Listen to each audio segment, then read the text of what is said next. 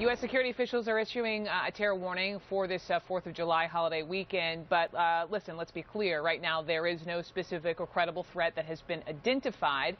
But the Department of Homeland Security, the FBI, and the National Counter-Terrorism Center all say extremists could launch attacks this holiday weekend. So I wanted to go straight to Arizona Representative Martha McSally. She serves on the Armed Services and Homeland Security Committees and as the chair of the Subcommittee on Emergency Preparedness, Response, and Communications. So, Congresswoman, great to have you on. Welcome. Thanks for having me. Just first out of the gate, we mentioned, but you listen, you're way more in the know than any of us as far as any kind of threats that you're hearing specific ahead of this 4th of July weekend. Anything you want to share? Sure. So what we have is sort of a combination of circumstances that have brought us to this threat awareness. The first is that jihadist leaders, ISIS leaders, are using social media in a very sophisticated way, trying to encourage individuals that are homegrown extremists to launch attacks all over the world during the month of Ramadan, which started on June 17th and continues through July 17th. So we're in Ramadan. They also have shown that they've had some attacks like on Armed Forces Day that were foiled in the UK. So we've seen chatter where they're wanting to go against military targets, go against targets that are related to national holidays like we made it through Memorial Day, but now we're coming up on Independence Day. We also have the year anniversary of ISIS being established. And so you bring that all together and their sophisticated use of social media, trying to recruit individuals. Just a couple days ago, obviously, we saw the 3 attacks on 3 different continents. And so that has just brought us to the place to say we need to be vigilant and on alert. We don't need to be living in fear. Be on alert. Law enforcement needs to be on alert. Citizens, individuals need to be on alert that if they see something, they need to say something because those that want to do us harm potentially might take advantage of our national holiday to try and do that.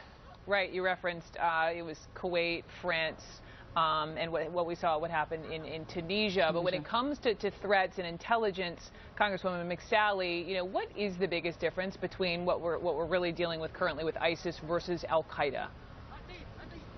So what we saw with al-Qaeda's model, they were certainly centralized in leadership, but then they had affiliates that were growing around the world, like al-Qaeda in the Islamic Maghreb or al-Qaeda in the Arabian Peninsula. But they were using couriers, living in caves, trying to get their messages and trying to plot very sensationalist large attacks. And after 9/11, really were unsuccessful in doing that.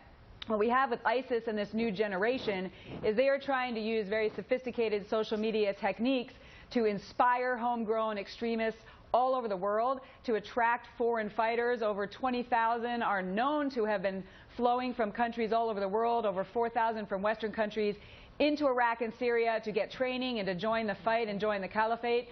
Several of them have flowed out, many of them from Western and visa waiver countries and some Americans. And so what we have is their sophisticated use of trying to inspire individuals to take action in their own hands in smaller scale terrorist accounts like we saw. I mean, certainly they're large for the loss of life that we saw in Tunisia, but they're not as complicated to plan like a 9/11 type attack. This becomes more difficult, obviously, to prevent and to intercept, which is why, So I was saying, family members, individuals, really law enforcement can't do it all. So for those who are closest to someone who might be becoming radicalized, whether you're a family member, a teacher, a coach, a religious leader, really that's important vigilance is if something doesn't seem right, don't disengage from that individual, but report it. Yeah. Congresswoman Martha McSally, thank you very much. I really appreciate it. Enjoy your holiday. Don't live in fear, but let's be vigilant and make sure that I will be win. in D.C. taking in the fireworks myself. You got it. Thank you, ma'am, very much. Much more on our breaking story here.